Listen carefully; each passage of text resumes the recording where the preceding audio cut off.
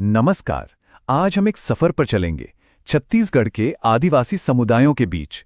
उनके लिए रोजी रोटी कमाना सिर्फ एक काम नहीं है, ये तो उनकी पहचान है, उनकी संस्कृति का हिस्सा है। चलिए देखते हैं कि कैसे उनके हुनर, जंगल और समाज मिलकर एक कमाल की कहानी गढ़ते हैं। तो सबसे पहले एक सवाल कि किसी भी समुदाय की असली पहचान होती क्या है? सोचिए जरा। अक्सर इसका जवाब हमें उनके काम में, उनके हाथों से बनी चीजों में, उनकी कला में ही मिल जाता है ना? क्योंकि ये सब उनकी संस्कृति से ही तो निकल कर आता है।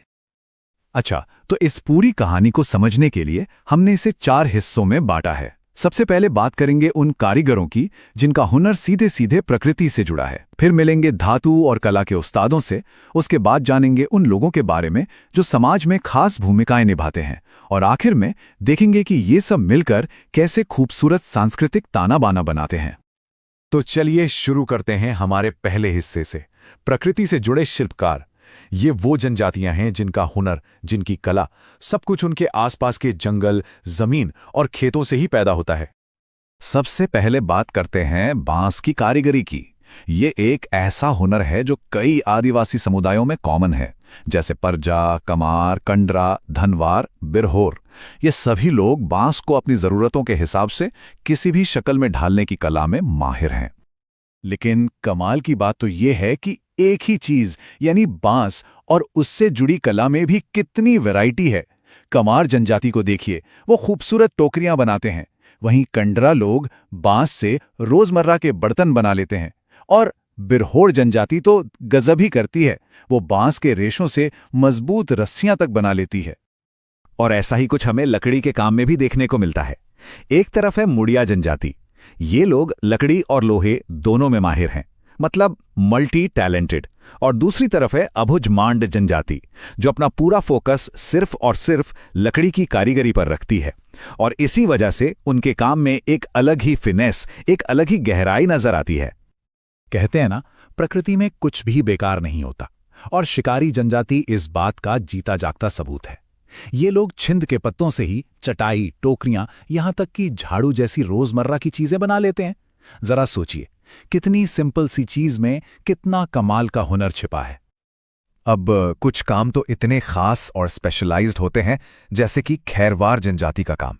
ये लोग खैर के पेड़ से कत्था निकालने की जो पारंपरिक कला जानते हैं ना, वो बेमिसाल है। ये एक ऐसा ज्ञान है जो इन्हें विरासत में पीढ़ी दर पीढ़ी मिला है। अच्छा, खेतीबाड़ी तो खैर कई जनजातियों की जिंदगी का बेस है ही, लेकिन यहां भी क्रिएटिविटी की कोई कमी नहीं है। जैसे हल्बा जनजाति को लें, वो खेती तो करते ही हैं, साथ में चिवड़ा भी बनाते हैं। और धुरवा और पंडोब जैसी जनजातियां तो खेती को केन और बांस की कारीगरी जैसे दूसरे हुनर के साथ जोड़ देती हैं। इससे उनकी कमाई का जरिया और भी पक्का हो जाता है। तो ये तो हुई प्रकृति से जुड़ी कारीगरी की बात। अब जरा जमीन के नीचे छिपे खजानों की तरफ चलते हैं। मतलब अब बात होगी धातु और कला के उस्तादों की। ये वो लोग हैं जो अयस्क और आग से खेलकर उसे कला का रूप दे देते हैं। अगरिया जनजाति का काम तो सच कहूं तो किसी एंशिएंट इंजीनियरिंग से कम नहीं है। जमीन से अयस्क ढूंढना, फिर उसे भट्टी में गलाना और फिर उससे लोहा तैयार करना, ये पूरा का पूरा कॉम्प्लेक्स प्रोसेस उनकी उंगलियों पर होता है। कमाल है। और मेटल क्राफ्ट में भी 2 अलग अलग दुनियाएं हैं। एक तरफ अगरिया जनजाति का काम है, जो अयस्क से लोहा बनाने वाला, मतलब थोड़ा इंडस्ट्रियल टाइप का है। तो दूसरी तरफ है मलार जनजाति का हुनर, जो पूरी तरह से आर्टिस्टिक है। ये लोग धातु से चिन्नी नाम की इतनी खूबसूरत कलाकृतियां बनाते हैं कि बस देखते रह जाएं। इसी तरह जमीन से संसाधन निकालने में कोल जनजाति का भी एक बहुत बड़ा रोल है। उनका पारंपरिक काम कोयला खदानों से कोयला निकालना रहा है। ये वो मेहनत है जिससे पूरे इलाके को ऊर्जा मिलती थी। चलिए अब एक ऐसी कला की बात करते हैं जिसका कैनवस कोई कागज या कपड़ा नहीं, बल्कि इंसान का शरीर होता है। यह सिर्फ एक डिजाइन नहीं, बल्कि कल्चर को बयां करने का एक बहुत गहरा जरिया है। हम बात कर रहे हैं गोदना की, और ओझा गोंड जनजाति इस कला की रखवाली करती आई है। इसे सिर्फ आज के जमाने का टैटू समझने की भूल मत कीजिएगा। ये एक बहुत जरूरी सांस्कृतिक और त्योहारी कला है। हर निशान एक कहानी कहता है, एक पहचान बताता है। और हां, यही उनका पारंपरिक काम भी है। और कला की बात हो तो संगीत को कैसे भूल सकते हैं। प्रधान जनजाति के लिए गाना बजाना सिर्फ एंटरटेनमेंट नहीं है, ये तो उनकी आत्मा है, उनकी पहचान है। ये वो लोग हैं जो अपनी धुनों और गीतों से अपने समुदाय की कहानियों और इतिहास को जिंदा रखते हैं। तो हमने कारीगरी और कला की बात कर ली। अब जरा उन लोगों पर नजर डालते हैं जो समाज को एक साथ बांध कर रखते हैं। ये वो लोग हैं जिनकी खास भूमिकाएं एक समुदाय की नींव को मजबूत करती हैं।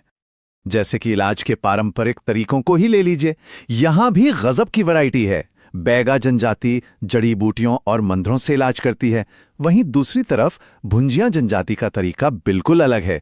वो गरम लोहे के तवे से इलाज करने के लिए जाने जाते हैं। देखिए, कोई भी समाज अकेले नहीं चल सकता है ना? उसे चलाने के लिए बहुत सारे कामों की जरूरत पड़ती है।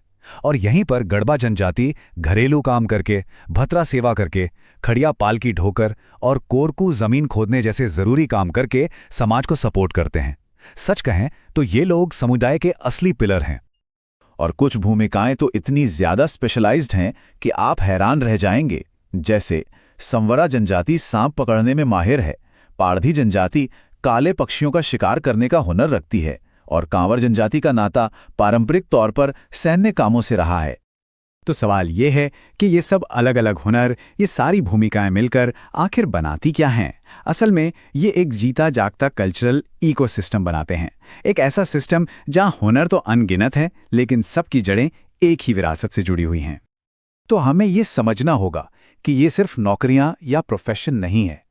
ये असल में ज्ञान का, पहचान का और मुश्किलों में टिके रहने का एक पूरा सिस्टम है। एक ऐसा सिस्टम जिसे पीढ़ियों के तजुर्बे ने बनाया है और जो आज भी इन समुदायों की ताकत है। और यहीं आकर एक बहुत बड़ा सवाल हमारे सामने खड़ा हो जाता है कि ये जो इतनी तेजी से दुनिया बदल रही है, उसमें ये बेशकीमती हुनर, ये कला भविष्य में कैसे जिंदा रहेगी? ये एक ऐसी धरोहर है जिसे बचाने के बारे में हम सबको मिलकर सोचना होगा।